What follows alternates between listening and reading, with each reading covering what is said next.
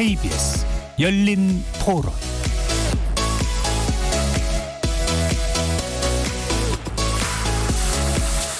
안녕하십니까. KBS 열린 토론 정준희입니다.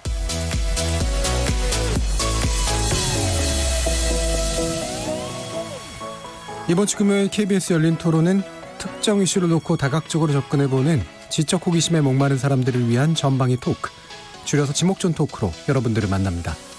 먼저 1부에서는 출연자 중 한 분이 골라주신 주제를 가지고 다양한 의견 나눠보고 있는데요. 당신의 발을 내려다보지 말고 고개를 들어 별을 바라보라. 유명한 이론 물리학자인 스티븐 호킹 박사의 말입니다. 우주로 나가는 것만이 인류가 스스로를 구하는 길이라는 그런 이야기인데요.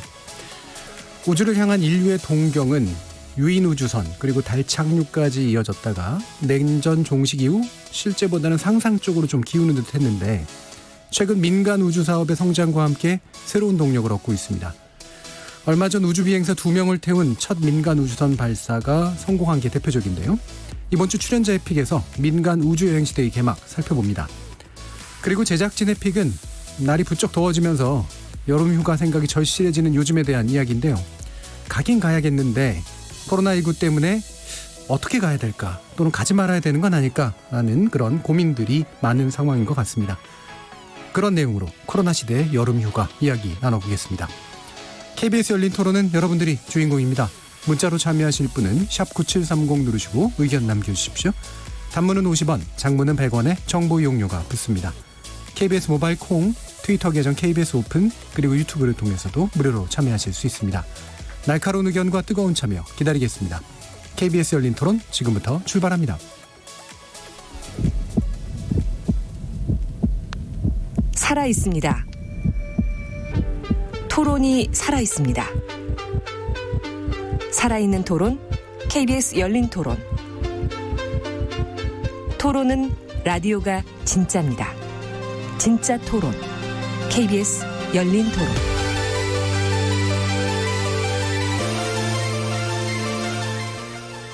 2주 만에 다시 뵙는 주목전 토크 함께해 주실 분들 소개하겠습니다. 문화비평가 이태광 경희대 교수 나오셨습니다. 네, 반갑습니다. 이태광입니다. 나라를 걱정하는 과학자 이종필 건국대 교수 나오셨습니다. 안녕하세요. 이종필입니다. 오늘을 사는 사람들의 이야기를 애정과 공감으로 그려오시는 소설가 서유미 작가 나오셨습니다. 안녕하세요. 서유미입니다. 자, 규정을 거부한다. 한국 여성 변호사의 손정혜 변호사 함께하셨습니다. 안녕하세요. 손정혜입니다. 이렇게 문화비평가, 물리학자, 법률 전문가, 소설가까지 각기 다른 전공, 개성, 지식 등을 가지신 네 분의 출연자와 함께 만들어가는 지적 호기심에 목마른 사람들을 위한 전방위 토크, 줄여서 지목전 토크, 출연자의 픽부터 시작해보겠습니다. KBS 열린 토론.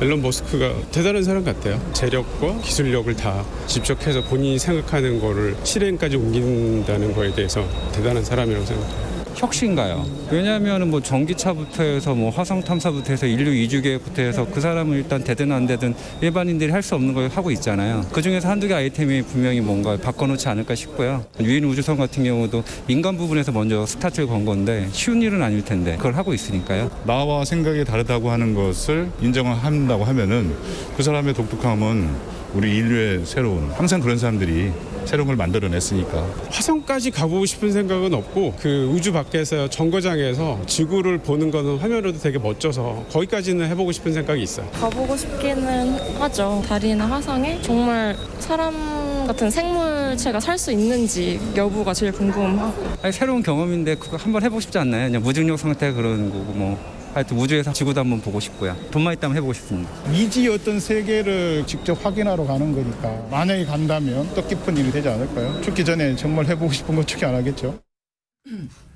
자, 오늘 이 스페이스 X에 관련된 그러니까 민간 우주 사업 그리고 민간 유인 우주선의 발사 성공에 관련된 이야기 이종필 교수님이 정해 주셨는데요. 경제학적 관점으로 정하신 겁니까? 예, 제가 그날 제 새벽까지 이렇게 좀 일 좀 하다가 예. 이렇게 우연히 이제 발사할 때가 된 것 같다 싶어가지고 이제 그 외신으로 들어온 거 직접 이제 TV로 봤거든요. 이제 카운트다운하고 그렇게 이제 로켓이 올라가는 모습 보니까 괜히 그냥 이렇게 좀 제 마음도 어린이 마음으로 돌아가가지고 부풀었구나. 네, 사실 뭐 이렇게 지금은 뭐 인공위성도 너무 많고 예. 우주 정거장도 있고 우주선 발사하는 모습이 뭐 새로울 건 없잖아요. 사실 새로울 건 없는데 그때가 이제 미국에서도 굉장히 여러 가지로 참 이렇게 좀 미국이 상당히 어려울 때죠. 코로나도 이렇게 예.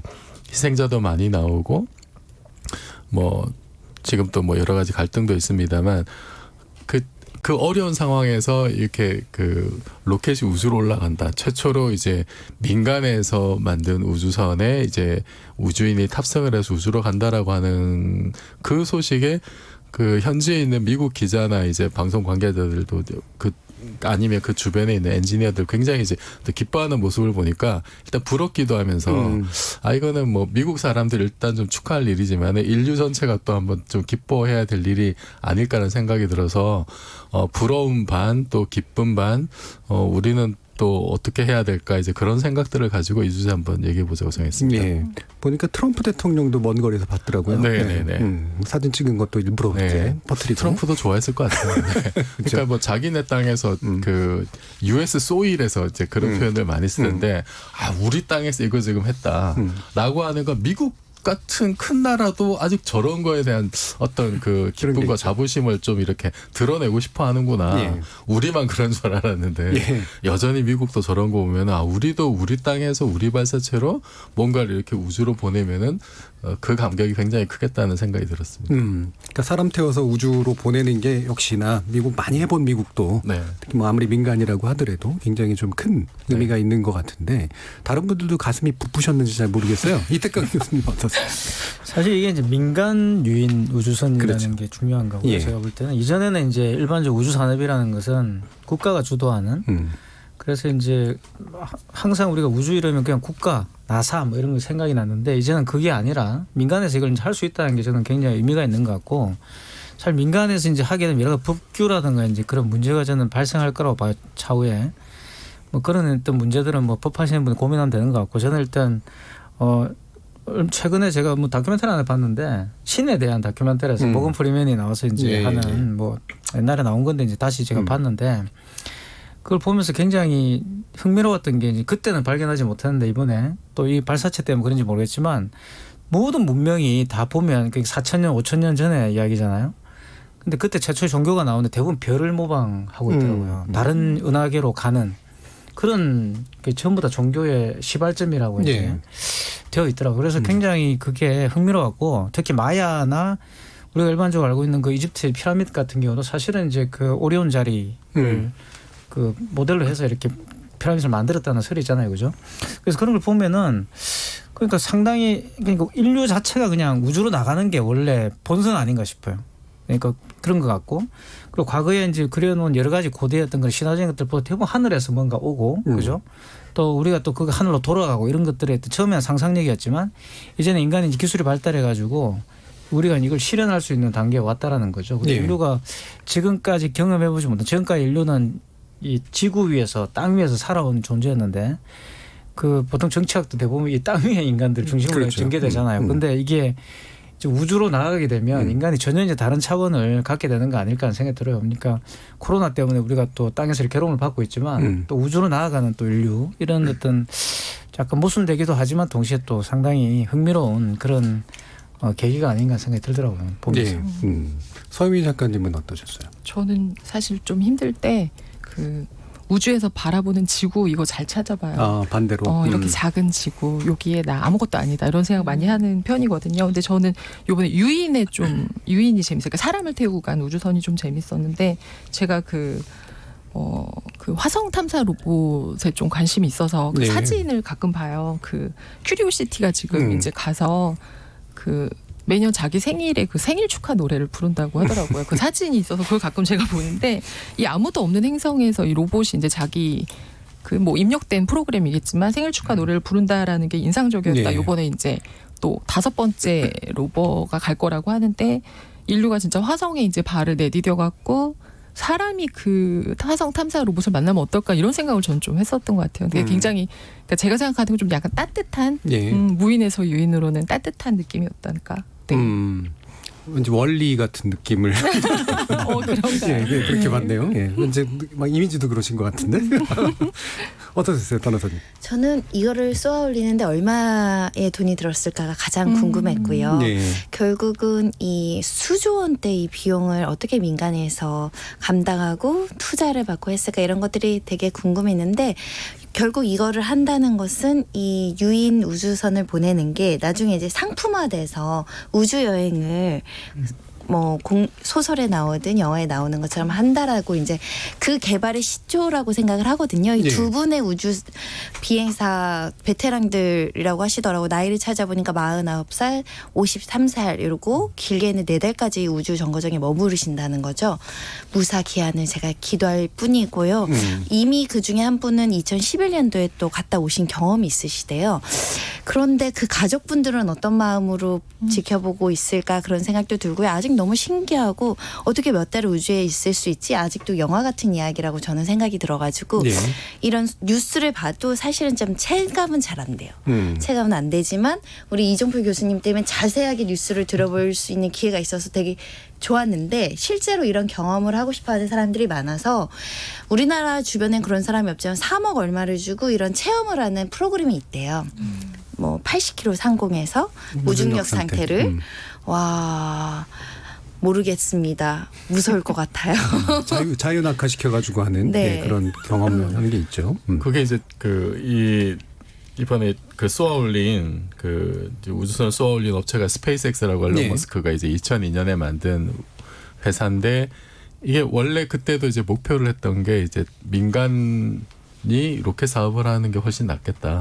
그리고 이게 수익이 남는다. 이걸로 뭐 화성 이주까지 하자. 뭐 이제 이런 생각이었고, 그러니까 우주여행을 아예 상업적인 목적으로 비즈니스로 이제 할 수 있다라는 그런 자신감으로 이 회사를 차렸는데, 이거 말고도 이제 그 유명한 그 아마존의 이제 제프 베조스 회장이 만든 또 블루 오리진이라고 하는 그런 또 회사도 있죠. 네, 거기서도 이렇게 우주여행 상품을 지금 이제 만들고 있거든요. 근데 우리가 이제 우주로 나간다는 게 크게 이제 두 가지가 있습니다. 하나는 뭐냐면은 지구 주위를 궤도 비행하는 게 있어요. 그러니까 인공위성처럼 이제 계속 도는 거죠. 선의 비행을 하는 게 있고, 그 다음에 탄도 비행이라는 게 있어요. 탄도 비행은 대륙간 탄도 미사일 생각하시면 돼요. 대기권 밖으로 나갔다 다시 들어오는. 그러니까 그거는 정말 이제 대략 한 지상 100km 정도까지를 보통 이제 우주 경계라고 이제 하거든요. 뭐 최근에 약간 논란이 있습니다. 뭐 어쨌든 그래서 블루 오리진 같은 경우가 이제 딱 그 케이스예요. 이렇게 로켓을 쏘아가지고 그러면은 거기 이제 탄도에 해당하는 것에 사람이 타고 대기권 벗어났다가 이제 탄도 비행을 하면서 들어와가지고 훨씬 저렴하게 훨씬 이제 말만 들어도 타 죽을 것 같은 이런 탄도를 보니까 이제 돌고래가 이제 물에서 한번 이렇게 뛰듯이 그런 하는 거죠. 이제 핵탄도를 탄도를 타고 이제 우주 구경하고 이제 다시 귀환하는 그런 계획들을 세우고 있고, 앨런 머스크는 뭐 지금 보셨지만 이제 우주 정거장 도킹도 하고 이렇게 궤도를 돌고, 그 다음에 직접 이제 화성이나 달에 가려고 하는, 이거는 완전히 지구 궤도에 올라가거나 궤도를 벗어난 것까지 지금 이제 하려고 하고 있죠. 그래서 여러 가지의 지금 우주여행 상품들이 실제로 이제 현실적인 프로젝트로 개발이 되고 있는 상황입니다. 근데 저는 이게 이제 상용화, 민간이 참여한 거 어렵는데 상품화가 결국은 되게 중요한데, 겉으로 이제 내걸리는 거는 여행 상품으로 하는데, 제가 만약에 경제학자라면 그게 이렇게 막 수지타산이 막 맞게 나올 거라고 생각은 잘 안 들거든요. 근데 이걸 토대로 이제 부대 사업이라든가 이런 것들을 해서 전반적인 비즈니스를 키우는 게 아마 중요할 것 같은데, 왜 또 이런 얘기를 하냐면 일론 머스크나 이런 사람들이 비즈니스 관점에서 이거를 사업으로 시작했을까? 아니면 이 사람이 가지고 약간 괴팍하고 좀 독특한 성격, 이게 이제 비즈니스와 결합된 걸까? 문제 이런 생각들이 들기 때문이에요. 어떻다고 보세요? 저는 뭐 사실 경제학적인 부분은 잘은 모르겠는데, 앨런 머스크가 이렇게 쭉 뭐 회사도 엄청나게 많이 차렸잖아요. 근데 이제 일을 진행하는 방식을 보면 약간 이제 좀 우리나라에서 상식적으로 가지고 있는 어떤 관념들하고 조금 다른 게, 이제 우리나라에서 뭔가 사업을 하려면은 이 아이템이 돈이 될까 안 될까, 시장성이 있을까 없을까부터 먼저 이제 보는데, 앨런 머스크는 특히 이제 스페이스X 같은 경우에 아니 일단 우주로 나가고 싶다 이런 생각을 먼저 하는 것 같아요. 그래서 이제 인류는 다 행성 종족이 돼야 된다. 지구에만 머무르지 말고 뭐 화성을 기반으로 해서 이 사람 이제 프로젝트 나중에 발표한 계획들 보면은 목성의 위성 중에 뭐 유로파라든지 토성 위성 중에 엔셀라두스나 타이탄 이런 게 있어요. 그런 데다가 이제 중간 연료 기착지 같은 거 만들어서 뭐 태양계를 벗어나는 뭐 이제 이런 여행까지도 이제 고려를 하고 있더라고요.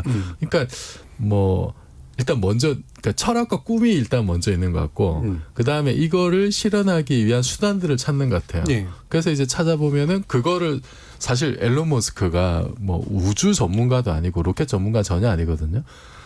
그런데 자기 꿈을 실현시키기 위해서 그것에 맞는 그것을 현실 실현 가능하게 하는 여러 업체들, 여러 기술자들, 여러 엔지니어들 이렇게 모아가지고 하나의 팀으로 이렇게 만들어서 정말로 일이 되게 만드는 그런 수완이 좋은 사람이 아닐까.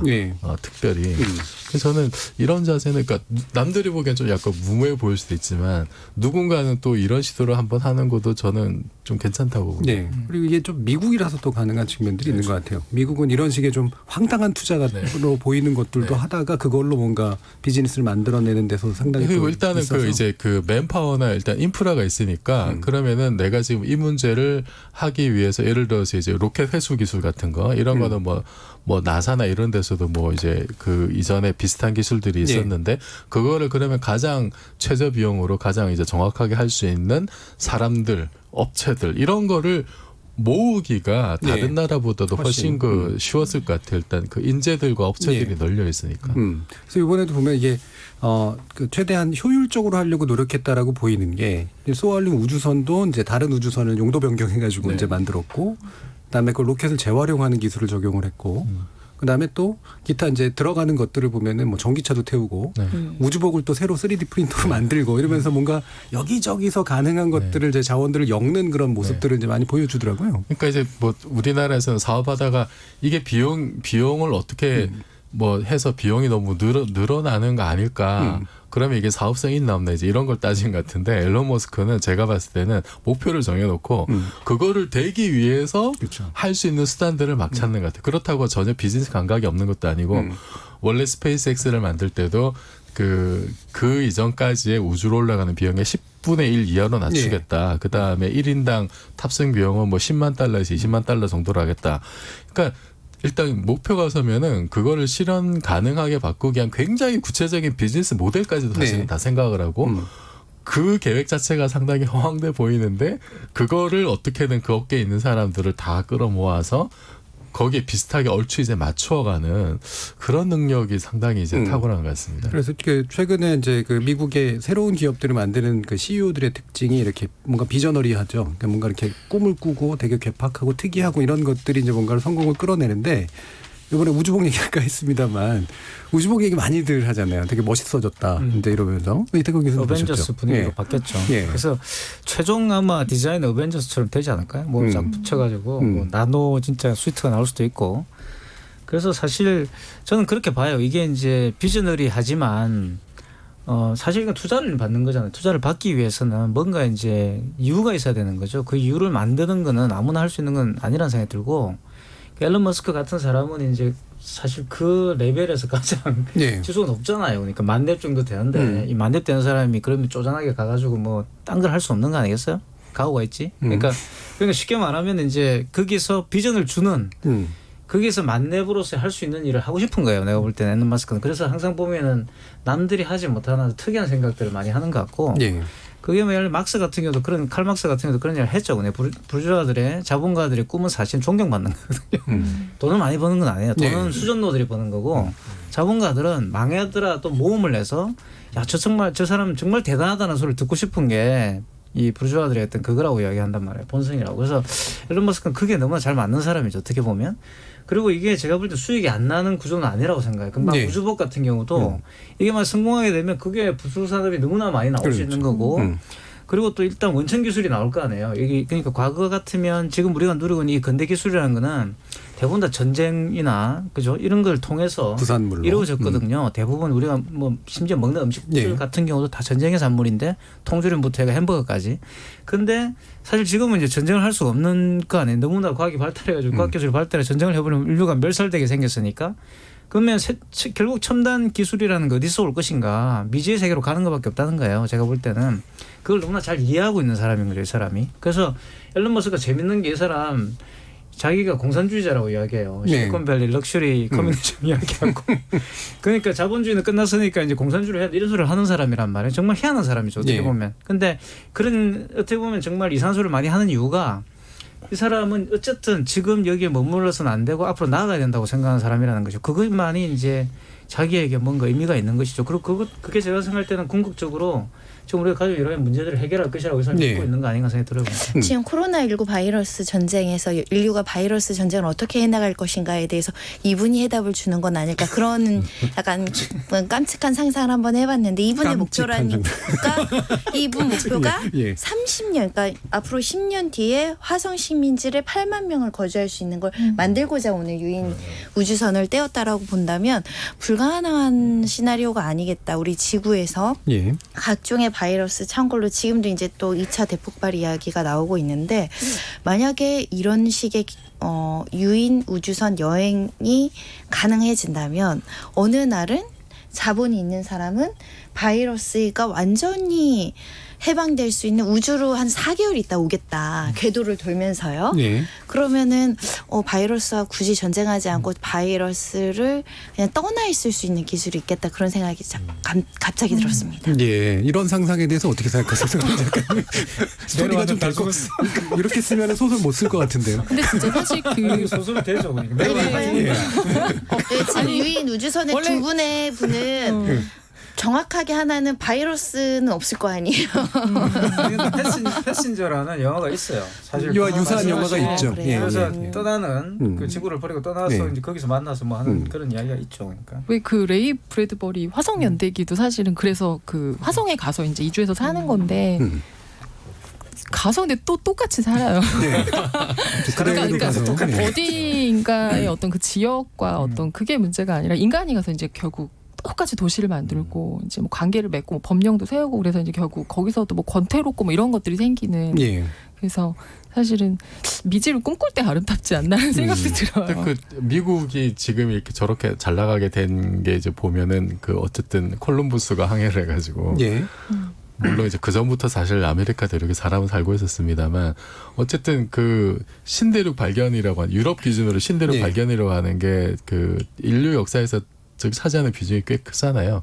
이제 그런 로망을 다시 꿈꾸는 게 아닌가. 이제 그렇죠. 이제 행성을 벗어나서 식민하는 거죠. 네네네. 그래서 정말로 이제 콜로니얼이라는 말도 사실 쓰고 있고, 그게 이제는 이제 그 옛날에는 그것이 이제 대륙 정도의 스케일이었다면 지금은 행성 스케일로 사실은 좀 더 발전한 형태가 되는 것 같은데, 이제 과학적으로 보자면은 화성이 사실 그렇게 이제 인간 친화적인 행성은 아니거든요. 네.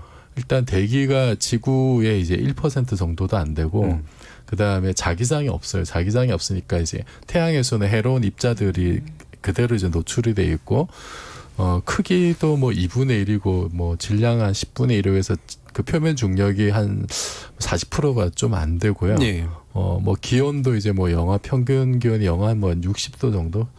굉장히 좀 혹독한 상황입니다, 사실은. 예, 풍수적으로도 되게 안 좋네요.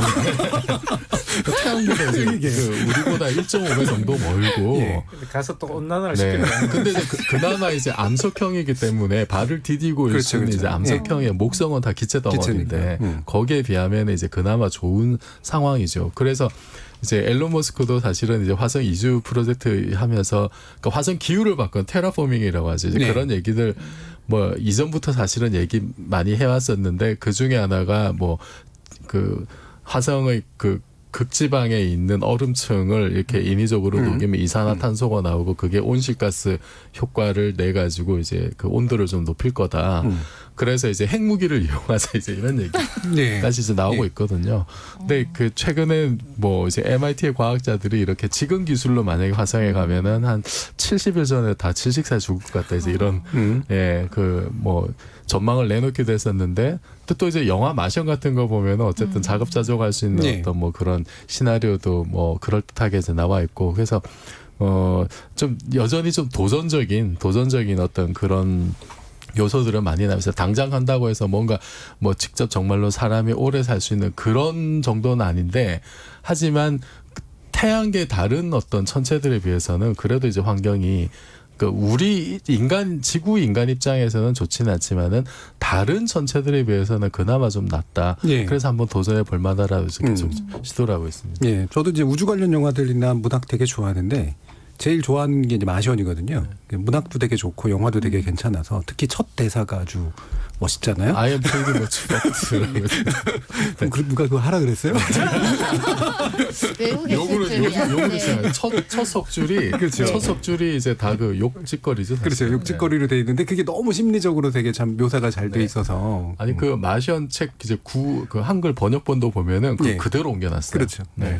그대로 옮길 수 없어서 제가 계속 주저하고 있는데 옮기시면 어떡하십니까? 자, 이런 그 문학적 상상이 뭐 다 현실이 되는 건 아니지만 이게 앞서가잖아요. 어쨌든 그리고 앞서간 것들이 또 동력을 주기도 하고 문학가로서 어떻게 해보세요? 사실 이제 SF에서는 그 소설에서는 1950년대부터 이제 사실은 인간 우주선에 태워서 막 보내거든요. 그때 그래서 이제 그 말씀하신 뭐 마션도 이제 혼자 가지만 파운데이션 같은 경우 아이작 아시모프 걸 보면 그 인류가 은하계에 나가서 아예 거대한 제국을 세워요. 그래서 그 은하계 세우고 심지어 멸망도 하고 거기서 세웠던 그런 것들을 가지고 이제 그 보존을 하려고 이제 양쪽에 파운데이션을 세우는 내용인데 가만히 보면 사실 우리가 지금 방금 교수님 말씀하신 나가서 이제 살 수가 있을까 없을까 하는데 거기서는 막 그 제국을 막 건설하는 얘기가 나오는데 사실 이거 가만히 보면 그게 로마 제국 흥망사에서 영감을 받아서 사실 쓴 거란 말이죠. 그래서 가만히 그 SF 문학을 가만히 보면 오히려 현실적으로 기술력이 안 될 때 상상을 훨씬 더 풍성하게 할 수 있는 것 같아요. 제국까지 만들었다 없애는 걸 보면. 그래서 아까 그 트럼프 이제 정부가 막 욕심을 좀 내고 있는 것 같더라고요. 찾아보니까 화성 착륙에 첫 번째로 우리가 갈 거다. 뭐 미국 사람이 갈 거다. 이런 얘기를 했는데 그러면 진짜 화성 연대기 같은 일들을 꿈꾸면서 이제 사람들을 보내고 진짜 막 어느 나라가 어느 행성을 차지할 거야. 뭐 이런 것들이 일어나지 않을까.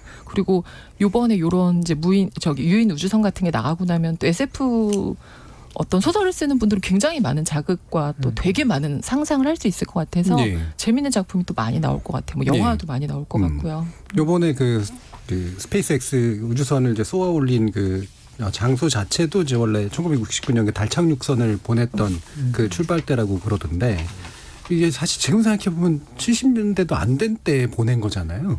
50년 동안 뭐 했지 뭐 이런 생각이 사실 좀 들거든요. 근데 결국 그게 냉전 구조가 가지고 있었던 그 힘이 이제 멈췄었기 때문인데 이태강 교수님 이게 지금 어떤 그런 전환인 것 같으세요? 그러니까 이제 모티베이션이 예전에는 그래도 체제 경쟁이라는 게 있었잖아요. 그죠? 소련이 먼저 보내고 이제 사실은 이제 사회주의 국가의 어떤 그 내재적 논리가 궁극적으로는 진보주의이기 때문에 사회주의 국가 체제의 어떤 그런 이 우월성을 보여주기 위해서 우주로 진출하는 게 이제 스탈린의 그 당시 그거였죠. 개척하고 꿈이었던 거죠. 그래서 우리가 먼저 간다 해서 사실은 또 먼저 뛰어 올렸고 그래서 이제 그런 것들 사명감에서 했는데 이제 결국 미국도 이게 질서라 이제 경쟁을 하면서 이게 이루어졌단 말이에요. 그때 국가 자본이 투여되면서 이제 굉장히 큰 이제 진전이 이루어지게 되는데 그 다음에 이제 말 그대로 시들해진 거죠. 그렇죠. 이게 냉전이 끝나니까. 그래서 이제 민간으로 넘어갔다는 것은 이 모티베이션을 앨런 머스크 같은 사람이 다시 만들겠다라는 것이고 저는 사실 이제 오늘 언급은 안 됐지만 사실 중국도 사실 만만치 않거든요. 지금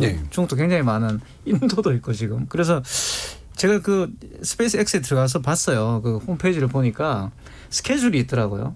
전 세계 로켓 쏘아 올린 스케줄인데 정말 거짓말 일주일에 한 2번씩은 올라가더라고요. 이 코로나 전국에서도 7월 달까지 다 차 있어요. 그러니까. 그게 인도도 있고 중국도 있고 많이 있더라고요. 다른 나라들. 그러니까 다른 나라 지금 경쟁적으로 로켓을 쏘아 올리고 있는 기본적으로 위성 쏘는 일들이 계속 있으니까. 그게 미국이 한동안 침체했다가 이제 다시 민간으로 이것이 넘어가면서 다시 이제 재개하고 있는 그런 국면. 그래서 미국 입장에서는 굉장히 감격스러운 어떤 장면인 거죠. 드디어 이제 우리도 다시 이제 재개할 수 있다라는 그런 희망을 주는 거 아닌가 싶고, 그래서 상당히 이런 또 새로운 차원의 경쟁 구도가 만들어지는 거 아닌가 생각이 들어요. 그러니까. 그 스페이스X가 이게 경제성이 있느냐라는 얘기도 있는데 사실 방금 말씀하셨듯이 각국의 그 위성 쏘는 수요가 많아가지고 특히 지금 그렇죠. 이번에 쓴 로켓이 펠컨 9이라는 로켓인데 이게 우리나라가 지금 달 궤도선 쏠 계획이 있어요. 거기 쓸 로켓이 이거예요. 그렇죠. 네, 그거랑 그래서 지금 이제 계약이 돼 있는 상태로 제가 알고 있거든요. 근데 사실 이 나사가 만들어지기 시작한 것도 그 57년에 이제 소련에서 먼저 그 스푸트닉을 최초의 그 조그마한 인공위성을 쏜 것에서 충격받아가지고 그때 미국 사람들이 생각했던 게 저기다가 소련 애들이 핵무기를 탑재해서 맨하탄을 공격할 거다. 이 공포가 굉장히 컸다 그래요. 그러면서 이제 뭐 흩어져 있던 우주기구도 모아가지고 나사도 만들고 뭐 여러 가지 이제 일들을 많이 했는데 초반에는 굉장히 소련이 앞서 나갔었죠. 그래서 유리 가가린이 제일 먼저 우주로 돌기도 했었고 그 미국에서 사실 제일 먼저 우주 비행을 한 사람이 그 앨런 셰퍼드라는 분인데 이분은 탄도 비행을 해서 아까 얘기했던 그래서 그 블루 오리진의 로켓 이름이 뉴 셰퍼드예요. 네. 근데 이제 그걸 가지고 앨런 머스크가 약간 좀 비아냥 거렸죠. 베조스 보고 그건 탄도 비행이고 우리는 궤도 비행한다. 이제 이런 식으로 했었는데 사실 그 60년대 초반까지는 그게 61년, 62년 요때거든요. 그때까지는 소련이 엄청나게 앞서 나가는데 케네디 대통령이 당선이 되고 나서 굉장히 무리한 주문을 합니다. 70년대 시작하기 전에 69년 12월 31일까지 달 찍고 와. 이런 오더를 그냥 내려버려요. 61년인가 그때 그 이제 유명한 문 스피치가 있죠. 말도 안 되는 사실. 과학자들 대단한 것 같아요. 어떻게 정치가가 말하면 또 시킨다고 해. 갈아넣거나 아니면 이제 외계인을 고문했거나. 근데 사실은 그때는 그런 얘기가 있을 때 이제 2차 대전 끝난 다음에 이제 그 페이퍼 클립이라는 작전이 있었잖아요. 독일의 나치에 이제 우수한 그 사람들 빼나가는 소련은 그 영토가 가까우니까 직접 가서 설비들을 다 장악을 하고 공장 접수하고 미국은 이제 폰 브라운 박사 같은 사람들을 이렇게 빼가가지고 어제까지 전범이라고 욕했던 사람을 데려가서 먹여주고 재워주면서 기술 개발했는데 그때는 그래서 저놈들이 먼저 그 나치 기술자들을 고문해서 우수한 기술을 먼저 빼낸 거 아니에요. 이제 이런 정말 우스갯소리가 있었을 정도라고 그러더라고요. 그래서 사실은 독일의 그 기술들이 소련하고 미국의 초기 우주 개발에 굉장히 좀, 큰 역할을 했었고 60년대 이후로는 사실 아폴로 계획이 이제 그렇게 단기간에 성공한 게 정말 어떻게 저게 가능했지라는 생각이 들 정도긴 합니다. 근데 그러니까 음모론도 나오고 너무 성공적이어서 그러니까 69년 12월 31일까지 달 찍고 오라 그랬는데 7월 달에 갔잖아요. 이거 너무 빨리 이제 달성을 해버리는 바람에 그래서 아폴로 계획은 너무 성공적이어서 실패한 계획이라는 아이러니가 생겼죠. 빨리 해버리니까 그다음에 이제 닉슨 대통령이 그 이후로 뭐 18호부터 이제 이후로 돼 있던 건 다 이제 취소를 해버렸거든요. 그런 안타까운 면이 참 있습니다. 그래서 이게 과학이 이제 정치적 어떤 그 어떤 쇼의 어떤 수단으로 됐던 뭐 소련도 마찬가지, 미국도 마찬가지고 그런 어떤 그 좀 어두운 면이죠. 아폴로 계획도 힘들긴 했지만 그래도 또 이렇게 미친 투자가 이루어질 수 있었기 때문에 또 이제 뭐 좋았던 면도 아마 있었던 좀 양면적인 것 같은데 결국엔 이게 이제 핵심은 이제 민간으로 갔다라는 것 같아요. 더 이상 뭐 국가가 이제 이런 걸 할 것 같지는 않고 이 민간으로 갔다라고 하는 의미가 체감이 되세요, 변호사님? 사실 우리나라야말로 이것들이 체감이 안 되는 국가 중에 하나인 게 어느 누구도 이 사업에 뛰어들거나 우리나라의 가장 그 능력 있는 대기업으로 보이는 곳들도 사실은 이런 데는 소극적이라는 것이고 아까 앨런 머스크 말씀했는데 아이언맨의 딱 그 주인공이 떠오르는 그런 기업가가 우리나라에는 존재하는가에 대한 질문들을 많이 하시는 것 같아요. 앨런 머스크를 찾아보니까 어릴 때 왕따 경험이 있다는 거고요. 뭐 의붓아버지로부터 학대도 많이 당한. 그러니까 굉장히 좀 독특하고 괴짜다, 천재다, 뭐 과감하다, 좀 미쳤다, 뭐 이런 여러 가지 평가를 받는 사람인데 그 또 내면의 어떤 환경들은 굉장히 복잡 다단한 사람이었거든요. 그런데도 불구하고 그렇게 시대를 앞섰다고 표현하기는 그렇고 과감한 어떤 결정을 내리면서 자본을 자기가 온전히 쏟아붓는 거고 사실 우리나라 기업 구조에서는 당장 주주들이 반대하죠. 수주원을 당장 몇 년 안에 회수하기가 어려울 수 있는 사업에 투자를 한다라고 한다면 뭐 기업부터 언론부터 다 이제 비판적인 논평이 나올 수 있기 때문에 그럼에도 그럼에도 불구하고 앨런 머스크 같은 사람이 미국에는 존재한다는 거죠. 그게 굉장히 우리나라에서는 부러운 현상. 앨런 머스크라는 개인이 부러운 게 아니라 그 사람이 그걸 투자할 수 있는 환경이 있다는 것.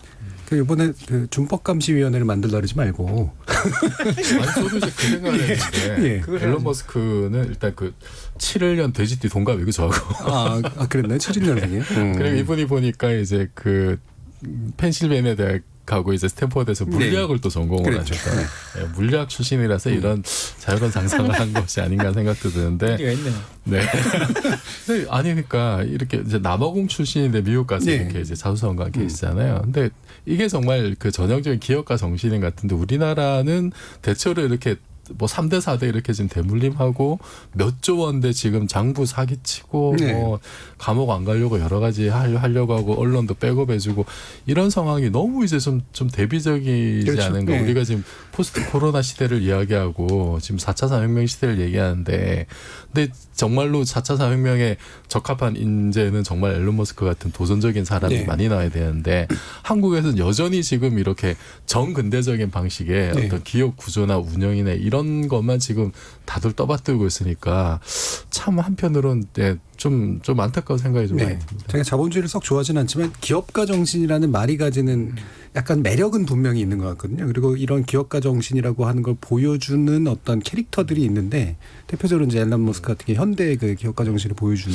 그런 케이스죠. 그래서 너무 괴짜 뭐 사장 이런 괴짜라는 말 좀 안 썼으면 좋겠어요. 제가 뭐 지극히 정상적인 사람인데 제가 볼 때는 이종필 교수님이 괴짜예요. 그래서 그런 거 같아요. 너무 이렇게 좀 괴상망측하고 괴이적고 막 이제 두 분이 비슷한 건데 스페이스 JP 만드시는 거 아니에요? 자, 그러면 서유미 작가님께 마지막으로 이제 넘기면서 우리나라도 이런 꿈만 꾸는 건 어쨌든 가능하니까 우리도 문학 작품 속에서 이렇게 뭔가 우주에 다 관련된 거 이런 것들 좀 있었을 것 같은데 좀 최근에 이제 그 우리가 빛의 속도로 갈 수 없다면이라는 그 김초엽 작가 젊은 그 작가인데 그 친구도 화학 전공한 분인데 그분이 썼던 책이 좀 굉장히 그 사랑을 많이 받았었어요. 2019년에 나왔었는데 이 작품 가만히 보면 상상력이나 뭐 이런 것들 SF적인 요소를 되게 많이 가지고 오면서 굉장히 재미있는 게 인간 얘기를 굉장히 잘 섞어요. 사실은 SF 소설이 아주 많이 사랑받기가 특히 이제 한국 소설이 좀 어려운데 이분 썼던 걸 보면은 그 할머니 과학자가 이분이 이제 저번에 우리 했던 냉동 수면 기술 과학자인데 그 철거 직전에 우주정거장에서 그 우주선을 기다리는 내용이 나와요. 근데 처음에는 사람들이 이제 이 사람이 그 과학자인지 모르고 할머니인 줄 아는데 알고 보니 과학자였고 먼저 가족들이 이제 다른 행성으로 갔고 자기는 가지 못하는 그런 상황이 이제 나오는데 이 소설 제목이 아까 우리가 빛의 속도로 갈 수 없다면이거든요. 그래서 저는 이 없다면이 너무나 슬프더라고요.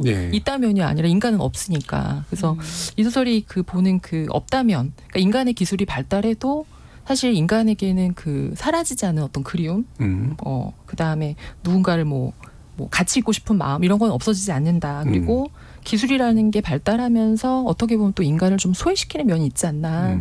소외시키지 않는 기술이라는 게 있을 수 있을까. 이런 고민을 좀 담아서 그 뭐 과학을 하시는 분들도 그렇지만 문학을 읽는 분들이 되게 좋아하면서 많이 봤던 것 같아요. 이렇게 아까 SF 얘기하셨는데 이렇게 이런 장르 소설들이 발전하는 것도 사실 전반적인 문화의 사이즈를 키우는데 굉장히 크게 중요한 거라 이 부분에 있어서 또 우리도 좀 이번에 뭐 K 방송국도 그랬으니까 좋은 뭐 방역 소설 뭐 이런 것도 좀 나오고 그랬으면 좋겠습니다. 청취자들도 여러 가지 의견 있으셨을 것 같은데 한번 들어보고 갈게요. 정의진 문자 캐스터. 네, 우주여행과 관련한 주제로 청취자 여러분이 보내주신 문자 소개해드리겠습니다. 먼저 문자로 7104님, 미국의 코로나 대처를 보면서 우리나라보다 못한 사회제도의 모습을 많이 봤습니다. 그러나 앨런 머스크 같은 엉뚱한 사람들이 새로운 영역에 도전하고 성공할 수 있는 것이야말로 미국의 힘이 아닐까 싶습니다. 김정학님, 지구는 결국 빈익빈 부익부가 극대화돼 지구에서는 잘 사는 사람이 살고 우주에는 일하는 사람이 가는 곳으로 변질되지 않을까 우려됩니다. 7412님, 외형적으로는 민간 우주여행으로 보이지만 우주가 인류를 언제까지 허락하게 될까요? 미지의 세계일 때가 아름다울 것 같습니다. 오윤재님, 지구의 미래는 궁극적으로 세계전쟁이 일어나 인류가 더 이상 살아갈 여건이 안 될 것이기에 결국엔 우주도시 개발을 하게 될 겁니다. 그렇게 되면 지구의 황무지화로 이어지지 않을까 생각됩니다. 유튜브로 송물님, 앨런 머스크는 우주를 보며 꿈을 키웠다고 들었습니다. 무모하다는 놀림과 파산의 위기까지 갔지만 포기하지 않았기에 꿈을 이룬 게 아닐까요? 유튜브로 이창섭님, 우리나라 기업인들은 왜 우주로 가는 프로젝트를 진행하지 않는 걸까요? 우리나라에도 상상과 꿈을 현실로 만드는 기업가 정신이 필요합니다 해주셨고요.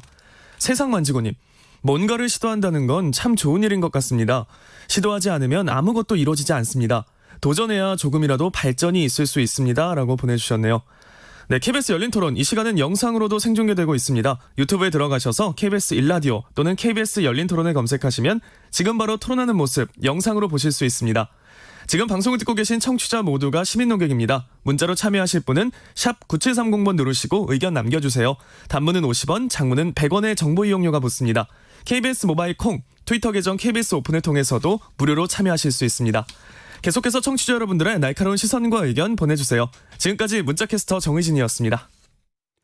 청취자들의 직접 참여로 이루어지는 KBS 열린 토론, 청취자들의 의견 또 받아봤습니다. 우리는 답을 찾을 것이다. 언제나 그래왔듯이 여러분들도 아주 잘 아시는 영화에도 나오고 그다음에 SF 문학의 고전에도 나오는 좋은 구절이죠. 이러한 상상력이 현실을 만들어내는 굉장히 중요한 힘이 되고 있습니다. 앞으로도 어떤 상상이 또 어떤 현실을 만들어낼지 기대가 큽니다. 지목전 토크 출연자의 픽은 여기서 마무리하겠습니다. 여러분께서는 KBS 열린 토론과 함께하고 계십니다. 토론이 세상을 바꿀 수는 없습니다. 하지만 토론 없이 바꿀 수 있는 세상은 어디에도 없습니다.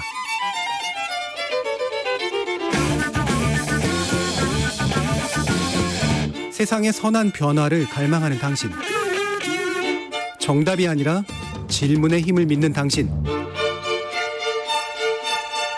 우리 KBS 열린 토론에서 만납시다.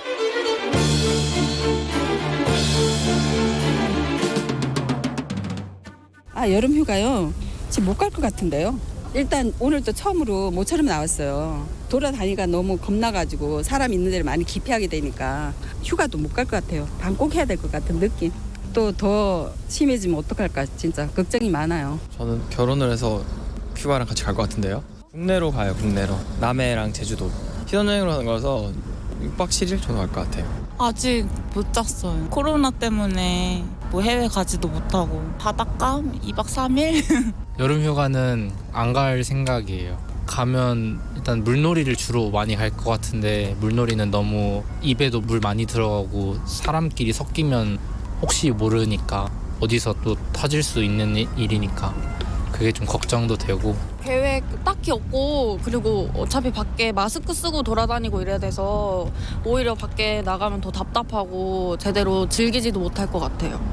집에서도 따로 얘기가 안 나오는 것 같아요. 사람 좀 적은 데로 가겠죠. 뭐 호캉스 이런 것도 있으니까 호텔에서 바캉스 보는 거 그런 거 위주로 많이 되지 않을까 싶어요.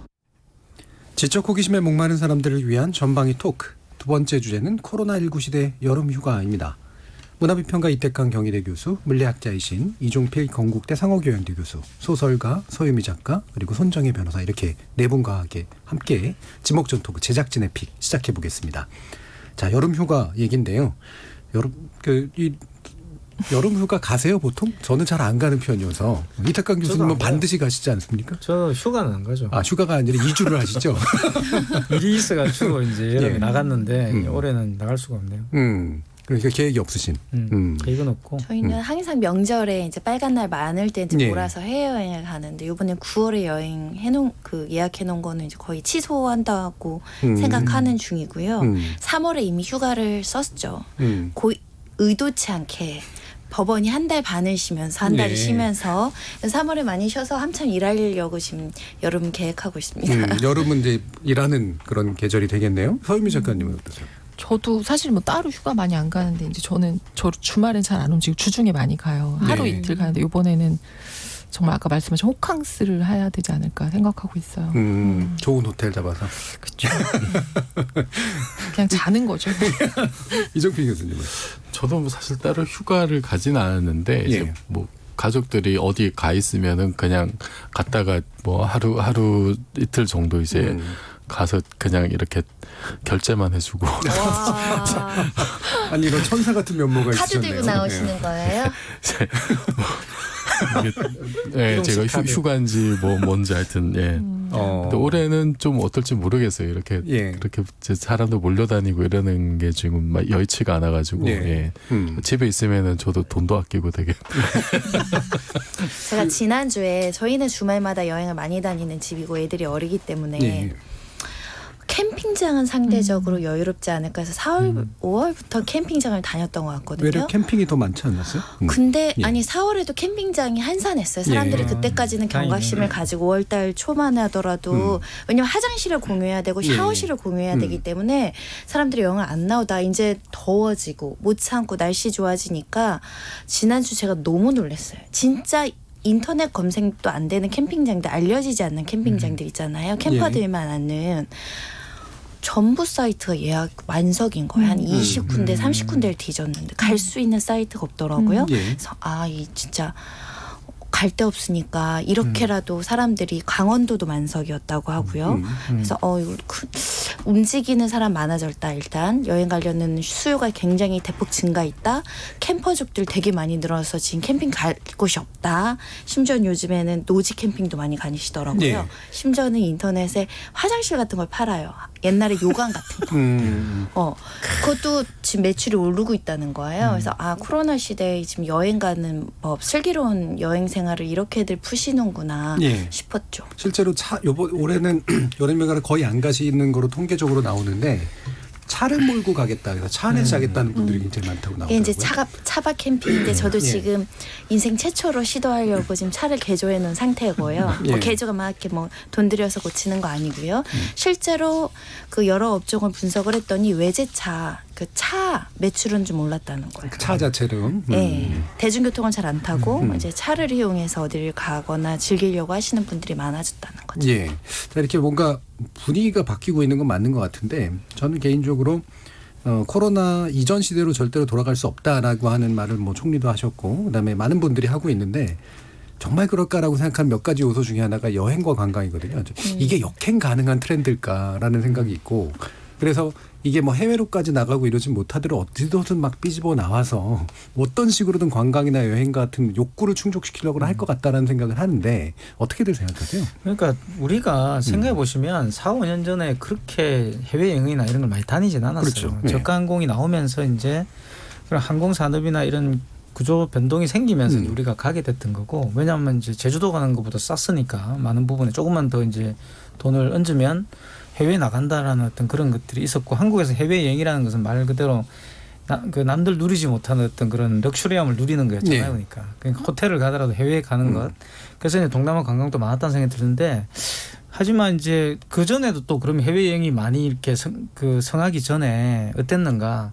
그때도 많이 갔던 것 같아요. 제 생각에는 항상 보면은 뭐 이렇게 삼겹살 구워 먹은 생각이 나고 어딘가로 갔죠. 캠핑을 가가지고 금방 캠핑도 가가지고 뭔가 어디서 뭔가 했던 느낌이 나요. 저는 그런 거 가는 거 되게 싫어했던 그런 청소년기를 갖고 있었는데 저는 다니는 거 되게 싫어해가지고 근데 어쨌든 항상 끌려가가지고 이렇게 뭐 친구들이 부르든지 아니면 부모님이 데려가든지 해서 거기서 뭐 고기를 굽고 있었던 생각이 나거든요.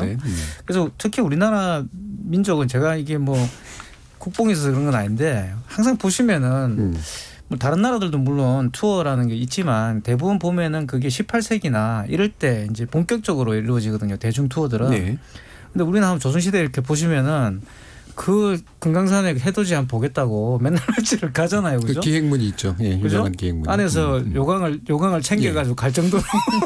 가마 안에 요강을 챙겨서 갈 정도로 이렇게 그 정말 투어에 집착했던 그런 민족이었던 것 같아요. 옛날 기록이 많이 있으니까. 그래서 아마 우리가 제가 말씀하신 것처럼 내수로 돌려가지고 뭔가 이 코로나에 대처하는 그런 관광을 하지 않을까라는 생각이 들거든요. 우리가. 절대 지금은 아마 조사해 보면은 가만히 계시겠다 그러지만 뭔가 이렇게 수가 나와서 이렇게 포털 같은 데 올라오잖아요. 그러면 분명히 만석이 될 거라고 저는 생각해요. 호캉스? 금방 호캉스도 분명히 만석됩니다. 서유미 작가님처럼 생각하시는 분들이 꽤 많을 것 같은데. 맞죠. 캠핑카가 없어요. 정말. 그러니까 제일 많이 사람들이 생각하시는 게 그러니까 격리된 상태에서 즐기는 거 생각을 하시는데 저도 캠핑카 찾아봤는데 진짜 조금 괜찮은 건 거의 하나도 그렇죠. 없고요. 정말 너무 조그만 거. 그러니까 캠핑을 살려고 그러더라고요, 사람들이. 네. 이제 장기적으로 생각하고 그럼 실제로 매출이 오르고 있고요. 네. 그 쇼핑몰에서 그게 굉장히 많아졌다라고 하더라고요. 그리고 우리 대형 지금 여행사들이 해외 실적을 낼 수가 없으니까 국내 여행지를 지금 발굴할 국내 여행지가 더 있을까 싶은데 국내 여행지로 지금 아이디어 전환해서 매출 올리려고 지금 아예 사업 전환 자체를 그렇게 하고 있다라는 거고 지금 거의 뭐 지역에 있는 여행사들이나 거의 뭐 1분기 매출 제로인 곳들도 있다라는 거죠. 크루즈 여행도 지금 거의 뭐 회생 신청하는 회사가 있을 정도로 도산 상태고 거의 특별고용 유지 지원금 없으면 대량의 해고가 발생을 했을 텐데 한 몇 달은 이렇게 버텼는데 앞으로는 이제 언제까지 지원이 될 것이며 이걸 알 수가 없기 때문에 일단 국내로 전환하기 위해서 지금 상품들을 개발하고 있다라는 것이라서 일단은 조금 더 공급은 조금 늘지 않을까. 과거에 안 가던 지역도 한번 가보고 이런 식으로 조금은 달라지지 않을까 하고 있어요. 그러니까 구석구석으로 어디든 갈 텐데. 저는 그 휴가 하면은 그 뭔가 아직도 우리는 휴가가 이렇게 중앙 집권적으로 이렇게 막 지내게 되는 일사불란하게. 그러니까 우리가 사실은 이게 그 어떤 노동 시간과 그다음 휴식 시간 이게 사실 그걸 마음대로 정하거나 이게 좀 유연하게 이렇게 돌아가는 사회가 아니잖아요. 특정 시기에 집중된다. 이런 그러니까 뭐 명절 때 며칠, 그 다음에 이제 뭐 7월 말 8월 초에만 1, 2주 정도 그 기간에 거의 이제 사회 모든 분위기가 그냥 이제 마치 명절 치르듯이 지금은 명절이니까 가족들하고 가서 차례 지내고 와 이런 것처럼 이제 7월 말 이때 휴가철이니까 어디 좀 가서 잠깐 좀 발 담그고 와 이제 이런 게 돼버린 것 같아요. 그래서 짧은 기간에 거의 똑같은 시기에 그 수많은 사람들이 민족에 대이동하듯이 이제 여기저기 이제 몰려다닐 수밖에 없고 그러니까 어디를 가든지 뭐 갈 때는 또 사실 국내에선 뻔하고 뭐 강원도나 제주도나 이제 아니면 이제 해외로 가면 동남아고 국내만 본다면은 그렇게 뭐 좁은데 사람들이 많이 가니까 이거는 사실 감염에 굉장히 취약할 수밖에 없는 구조이고 그래서 저는 이번 기회에 이런 식으로 휴가를 지금까지 소비해왔던 방식을 좀 전면적으로 좀 이렇게 돌아보는 게 좋지 않을까. 그러니까 이게 그냥 휴가 패턴, 휴가를 어떻게 할 것인가의 문제라기보다도 우리가 지금 어떻게 노동과 어떤 뭐 휴식의 문제 이거를 좀 전반적으로 한번 돌아보는 게 어떨지. 그러니까 그 질병관리본부에서 늘 하는 게 이제 아프면 쉬어라라고 하잖아요. 뭐 아프면 쉬는 건데 이게 그냥 정말 몸이 내가 움직일 수 없을 정도로 아플 때 잠깐 쉬는 이 정도가 아니라 뭔가 내가 좀 정신이 좀 피폐해지고 그리고 이게 좀 충전이 필요할 때가 항상 또 있잖아요. 그런 데 대해서 우리는 너무 이렇게 인색했고 그 시간을 많이 주지도 않았고 이번에 코로나 때문에 이제 재택근무하면서 오히려 생산성이 훨씬 높아졌다고 하잖아요. 그래서 아예 발상을 좀 많이 바꿔야 되지 않느냐. 그 한여름 굉장히 짧은 기간에 휴가를 그렇게 줄 것이 아니라 좀 뭐 1년 연중 어떻게 좀 이렇게 분할해가지고 좀 자유롭게 그 휴가를 쓸 수 있는 그런 분위기를 만들면 그게 결국은 방역에도 도움이 되는 게 아닐까. 휴가에도 거리두기 개념을 도입하자. 띄엄띄엄 휴가 뭐 이런 거. 그리고 이제 그 과정에서 아까 말씀하셨지만 또 이제 우리나라에 좀 아직까지 소개되지 않은 그런 좀 소규모의 어떤 그 여행지들 이런 거를 개발한 것도 좋겠고 저는 또 개인적으로 지금 뭐 북한이 굉장히 난리치고 있습니다만 어떻게 좀 북한하고 관계 개선해가지고 뭐 금강산이라든지 뭐 원산지구라든지 좀 뭐 먼 미래입니다. 뭐 개막원이라든지 정말 그런 데 가면은 참 좋을 것 같아요. 사람들 편했을 것 같고. 북한이 지금 코로나 상태가 어떤지 잘 몰라가지고. 또 우리가 우리의 성공적인 방역 시스템 지도자가 원산을 대표하고 있는데 지금. 아니 근데 실제로 오늘 이렇게 사회적 거리두기 강화해야 된다 뭐 이런 목소리 나와서 사실은 6월 달에 제대로 방역이 안 되면 7, 8월 뭐 어느 누구도 못 간다고 봐야 될 것 같고 그래서 지금 직장인들 대부분이 언제 끝날지 모르기 때문에 휴가 예약을 못 하고 있는 상황이 아닐까 싶고요. 그래서 제가 던지고 싶은 화두가 그거예요. 해수욕장 열어야 하나 말아야 하나. 이거거든요. 근데 사실은 현재 시점에서는 예측하기는 어려운데 그러니까 대규모 지금 뭐 2차 폭발이다 이런 얘기까지 나오고 있지만 그게 없다고 한다면 다른 데 가는 것보다 해수욕장이나 자연이나 이런 것들 좀 열어서 지역 상인들이 일단은 어떻게든 버티셔야 되잖아요. 그런 부분 때문에 열 수밖에 없고 다만 이제 말씀하신 것처럼 거리두기는 해야죠. 방역 수칙. 뭐 이용할 때 이렇게 좀 너무 인원을 네. 제한한다던가 이런 것들이 필요한 것 같아요. 파라솔 파시는 분들이 굉장히 곤란할 것 같은데 그 밀집도를 높여가지고 사실은 수익으로 거두는 건데. 해외 휴양지에 보니까 이제 그렇게 해서 거리두기를 해서 파라솔을 설치해놓고 예. 그렇게 하는 경우가 있더라고요. 그래서 사실 뭐 꼭 그 정필 교수님 말씀하신 게 굉장히 공감이 되는 게 우리가 생각하는 해수욕장 이미지가 있잖아요. 그래서 정말 목욕탕 목욕탕, 해수 목욕탕 같은 분위기. 좀 그런 식으로 꼭 가서 놀아야 되느냐는 거지. 그러니까 좀 다르게 이제 이 코로나를 탓할 게 아니라 이걸 계기로 해서 그리고 휴가 문화를 좀 바꾸는 것도 저는 대단히 중요하지 않을까. 꼭 가서 이렇게 뭘 해먹어야 되고 이런 것보다는 가서 자연과 이제 함께 즐길 수 있는 그런 문화를 좀 도입하는 것도 책도 좀 읽고 음악도 듣고 그렇게 하면 좋지 않을까 생각이 좀 들긴 들어요 사실은. 네. 그랬으면 참 좋겠죠. 근데 여기 계신 분들이 뭐 남들이 보기에 막 모범적으로 잘 노는 분들 같지는 않아서 우리가 표준 아니게 사례를 제공해 주진 못하고 뭐 그냥 근데 그럽시다 정도로 그 얘기했어요. 물놀이가 저는 안전한지가 사실 예. 거리도 거리지만 이 물 통해서 어느 정도 감염 지금 사실 워터파크 같은 건 계속 안 하고 그렇죠. 있거든요. 대형 워터파크들은. 그래서 이게 여름이 되면 이제 해수욕장도 지금 워터파크는 어떻게 가며 해수욕장에 예를 들면 물론 이제 그게 이제 그냥 물하고는 다르지만 바닷물은 괜찮은가 이런 생각이 좀 들어요. 예. 뭐 안 괜찮죠. 예. 아니 근데 그 지금 이제 가장 큰 전염 그 감염 경로나 이런 게 이제 손을 통한 거고 네. 비말을 통한 비말 거니까 그거를 주의하는 게 이제 가장 중요하다고들 하고 그 방역본부에서도 지금 물놀이 관련된 어떤 그 세부 지침들 지금 마련하고 있다고 합니다. 일단은 그거 나오는 거 보고 그대로 지키는 게 이제 중요할 것 같아요. 뭐 어떤 지침이 나올까요? 그러니까 아마 이제 예. 정말로 이제 그 거리두기가 제 예. 생각에는 가장 이제 좀 크지 않을까. 왜냐하면 이제 마스크를 계속 쓰고 다니기는 힘든 상황일 테고. 그 해수욕장 앞에서 QR 코드 설치하기도 힘들 테고. 네. 해수욕 방호복을 하나 그냥 개발하셔가지고 방호복을 입고 하는 뒤집어 거야. 쓰고.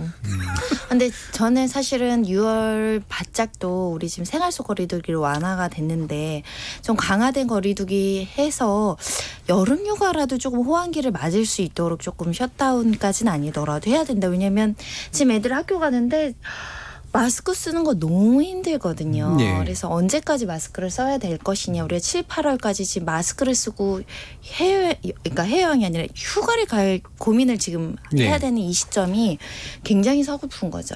빨리 끝내서 빨리 한 달 이후에는 좀 마스크 없이 돌아다닐 수 있도록 좀 했으면 좋겠다 생각이 들고 지금 뉴질랜드인가요? 뉴질랜드하고 뉴질랜드. 대만이 지금 네. 확진자가 안 나오고 있는 상황인데 또 여기도 어떻게 변모될지 모르겠지만은 조금 더 강화된 좀 긴장할 필요가 있지 않을까 생각이 들고요. 저는 이렇게 사람 만나고 술 좋아하는 거 이미 아시겠고 네. 3개월 동안 외부 술집을 안 갔습니다. 바람직하시네. 네. 그런데 술집 사장님들은 얼마나 슬퍼요. 빨리 가는 그날이 있었으면 좋겠습니다. 휴가가 문제가 아니라 그냥 평소에 다니던 식당과 레스토랑과 뭐 호프집이라도 통닭집이라도 좀 가게가 되면 그게 휴가가 아닐까 우리에게는. 네. 일상으로의 복귀. 그 서양 사람들이 조깅을 하는 이유가 많이 먹으려고 하는 거잖아요. 그 힘든 걸 하는 게 딱 그런 마인드시네요. 그러니까 나중에 잘 놀기 위해서 지금 바싹 땡겨가지고 좀 이제. 그렇죠. 예. 그러니까 지금 당장 뭐 해외 여행을 간다, 뭐 일주일을 어디 숙박하면서 그런 건 상정이 안 되고 그냥 네. 시원한 데 가서 우리 지인들끼리 뭐 생맥이라도 하나 먹는 그런 휴가의 기분을 좀 해방을 하는 그게 우리에게는 그 우리가 통상적으로 7월 말 8월 초에 하는 휴가의 기분이 되지 않을까. 진짜 일상으로 보기에 이렇게 힘든지 몰랐지만 모티베이션 될 것 같네요. 네. 그러니까 휴가를 가기 위해서 좀만 참아라. 2주 바짝 록다운 하자.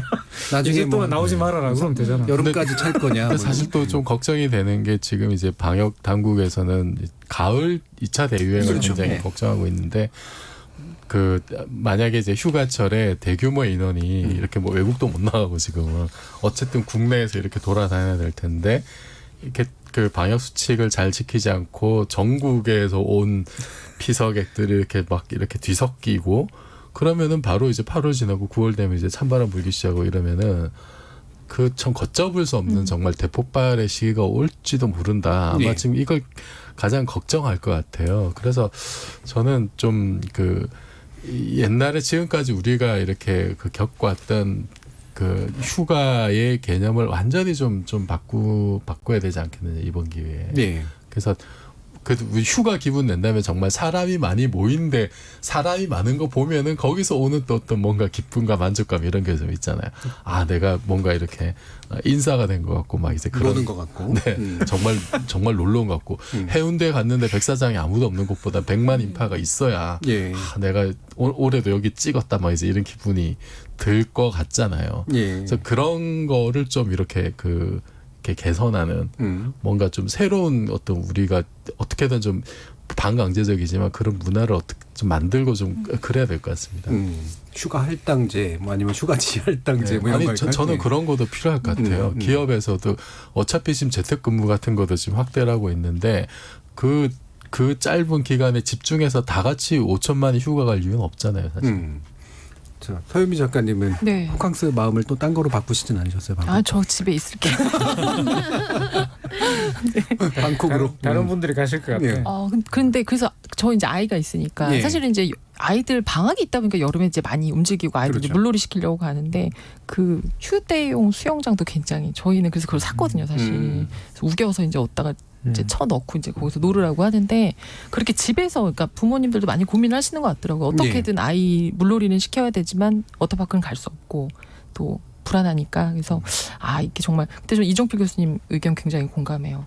나누어서 평소에 그러니까 우리가 그러니까 휴가는 확 쉬고 일 계속하고가 아니라 쉼과 일이 계속 병행되고 집에서도 일할 수 있고 이런 좀 그런 분위기가 좀 생기는 거는 굉장히 고무적일 것 같아요. 아니 그리고 어차피 그 옛날처럼 모든 걸 다 하고 싶은 대로 못 하고 사는 상황이 적어도 백신 나올 때까지는 지속이 될 테니까 그게 이제 빨라야 내년이라고 하는데 그런 불편을 모든 삶의 영역에서 감수할 수밖에 없다. 이거를 우리가 받아들여야 될 것 같아요. 예. 그리고 우리 어떻게 보면 우리는 지금 휴가 갈까 말까를 고민한 것 자체가 굉장히 행복한 고민일 수도 있고 또 하나는 그 사실 이제 매년 그렇습니다. 휴가의 그 사각지대가 또 있어요. 이제 휴가를 가고 싶어도 가지 못하는 취약계층도 사실 많거든요. 그 지금 코로나 때문에 또 예를 들어서 이제 뭐 배송업체나 이런 데 계신 분들은 일도 엄청나게 많이 늘어나가지고 정말 이렇게 좀 살인적인 노동 강도를 호소하시는 분들도 있고 그분들은 또 다른 사람들 휴가 갈까 말까 얘기하는 게 굉장히 좀 이제 딴 나라 얘기로 들릴 거고 그리고 방역 현장에 계신 분들 그분들은 이제 또 다른 사람들 휴가를 갈까 말까 어디로 갈까 이런 고민하는 게 굉장히 또 좀 참 어떻게 이제 받아들여야 될지 그런 생각도 들더라고요. 그래서 그 우리가 이제 그 일상적으로 언론에 소개된 보통의 사람들이 누리는 것을 정당하다고 당연하다고 생각한 것을 누리지 못하는 사람들이 분명히 많이 있다 우리 사회에. 그럼 이분들과 함께 어떻게 지금 그 코로나 시대에 더불어 살아갈 것인지 그런 지혜도 한번 좀 발휘해야 되지 않을까 싶습니다. 네, 제가 이종필 교수님 나라를 걱정하는 과학자라고 소개를 하는 게 맞는 것 같아요. 아무리 봐도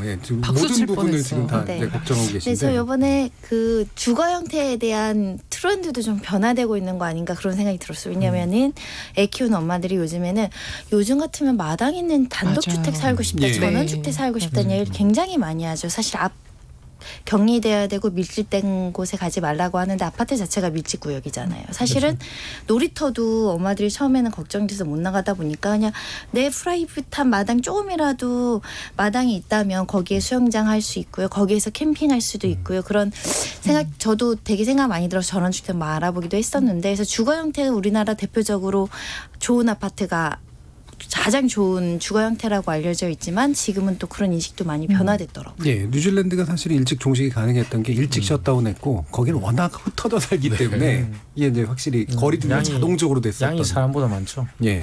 양이 만약에 바이러스를 이제 퍼뜨리면 뉴질랜드가 이제 위험해지지 않겠어요? 자 그러면 제가 여기 오면서 아마 들었던 라디오인데 그리스가 이제 관광을 재개하겠다라는 결정을 내렸더라고요. 그리고 아마 이탈리아나 유럽 국가들 일부 이제 관광으로 먹고 사는 데들이 이제 더 이상은 안 되겠다. 일단 열자라고 하는 쪽으로 결정 내리는 걸 총리가 얘기하는 걸 제가 라디오에서 이제 들었는데 우리는 사실은 나가기도 어렵고 이제 사실 우리 쪽으로 오기도 굉장히 좀 어려운 상태라 이렇게 관광으로 먹고 사는 나라들의 지금 앞으로의 어떤 모습들은 어떨까? 이태강 교수님.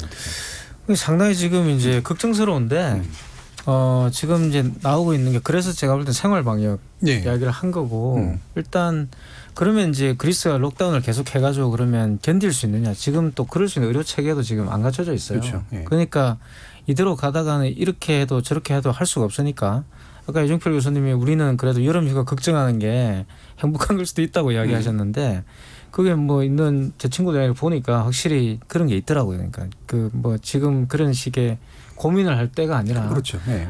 일단 그 경제를 뭐 살리는 게 지금 중요하고 두 번째는 이제 방역을 해야 되는데 방역을 할 수 있는 인력이라든가 역량이라는 이런 게 갖춰지지 않아요. 그러니까 이제 그냥 살아가는 것 같더라고요. 그냥 이제 버티면서. 그 발표의 내용이 딱 그거더라고요. 보통은 걱정하는 나라들은 못 오게 막거나 오더라도 이제 격리 기간을 두잖아요. 근데 어느 관광객이 격리된 상태에서 2주 기다렸다가 가겠냐 이거죠. 그러니까 외국에서 병 걸린 사람 들어오더라도 받겠다 사실 이런 이제 표현이거든요. 그래서 그런 걸 보면서 참 되게 절박하구나라는 느낌 좀 들었었어요. 저도 격세지감 느껴진 게 그 베네치아 같은 경우에는 한 해 관광객이 3천만 명 뭐지 이러잖아요. 그래서 사람이 너무 많이 오니까 이제 세금도 더 부과하고 이제는 아무데나 앉으면 벌금까지 때리겠다고 막 그렇게 이제 관광객들 오지 말라고 했던 게 사실 엊그제인데 지금은 뭐 코로나 때문에 사실은 물이 그렇게 깨끗해졌다고 하니까 참 아마 그 베네치아 같은 세계적인 관광지는 정말 이번 기회에 뭔가 좀 다른 진짜 삶의 방식이나 어떤 경제 구조를 고민하지 않으면은 옛날하고는 도저히 옛날식으로는 안 될 것 같아요. 그 해결책이 뭔지는 저도 모르겠는데 참 굉장히 힘들 것 같습니다. 오버 투어리즘을 걱정하던 게 바로 딱 우리 한 1년 전에 그런 이야기들고 실제로 주제로 또 우리 열린 토론에서 하기도 하고 그랬는데 이렇게 투어리즘으로 먹고 사는 그런 나라들이 한 방에 그냥 그렇죠? 자기를 유지할 수 없는 그런 경우들이 생긴 거죠. 유럽이 굉장히 걱정스러운 게 그런 거예요. 그러니까 이제 이탈리아나 금방 말씀한 그리스 같은 경우는 또 여러 가지 경제적인 어려움도 있었잖아요, 그죠? 근데 그런 게 회복되기도 전에 또 이런 일이 벌어지니까 거기는 말 그대로 산업 기반이 거의 없거든요. 그렇죠. 그러니까 말 그대로 말씀하신 관광 이외에는 그러니까 관광이 있고 다른 게 있어가지고 뭐 이렇게 잘 살았던 게 아니라 관광밖에 없었던 거예요. 그러니까 유동성이 들어올 수 있는 관광에서 번 돈으로 수단이. 자기들 먹고 살 건데. 근데 그게 이제 멈춰버리니까 굉장히 이제 힘드는 거죠. 힘들고 그런 부분들은 지금 다른 나라들도 그러니까 그런 기관사들을 갖고 있지 않은 유럽의 여러 나라들은 지금 굉장히 힘들 거라고 생각이 들어요. 그러니까 그런 부분들 때문에 그러니까 분명히 이제 국경을 열 것 같은데 그게 이제 과연 또 연다고 해가지고 사람들이 갈 수 있을까 그런 것도 이제 고민이 되죠. 지금 해외여행 관련해서 이제 자유롭게 갈 수 있는 시점에 대해서 물어보면 절반 이상이 백신이 나와야 갈 수 있다라는 거죠. 근데 뭐 백신은 내년 초에도 못 나올 수 있다라는 전망이 우세적이기 때문에 내년 중후반까지 간다고 한다면 1년을 관광을 수입으로 먹고 사는 업체나 국가는 정말 도산 직전까지 간다라고 밖에 볼 수가 없어서 당장 어떤 산업 기반이 마련되거나 이럴 수도 있는 상황이 아니어서 사실은 심각한 경제 위기가 코로나보다 더 무서울 수 있다 이런 부분이 저희도 우려되는 거죠. 사실 지금은 국가에서 긴급하게 여러 가지 조치를 해주지만 이것도 한시적이라고 한다면 우리나라 마찬가지로 지금 이미 정말 이름만 대면 아는 여행사들도 지금 자산 다 매각하고 있거든요. 자회사를 매각한다던가 매각해서 버티는 거예요. 그리고도 안 되면 이제 해고 쪽으로 가는 거거든요. 그럼 이제 실업자 수가 어마어마해지겠죠. 우리나라도.